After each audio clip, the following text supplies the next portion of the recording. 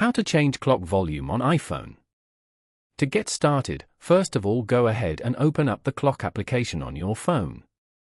Once you're here, go to the bottom panel and tap on Alarms. Over here, you can view all your set alarms. Tap on any alarm from here. Then, go to Sound. Scroll down to View and choose the alarm sound that you want. After that, go back and open up Settings. Here, scroll down and go to Sounds and Haptics. Go to the ringtone and alert section at the top. The volume slider can be used to adjust the volume of the ringtones and alerts. Drag the slider to the right to increase the volume and vice versa. And then, turn on the Change with button switch below.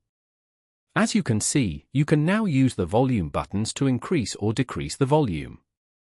Following these steps, you can easily change clock volume on iPhone.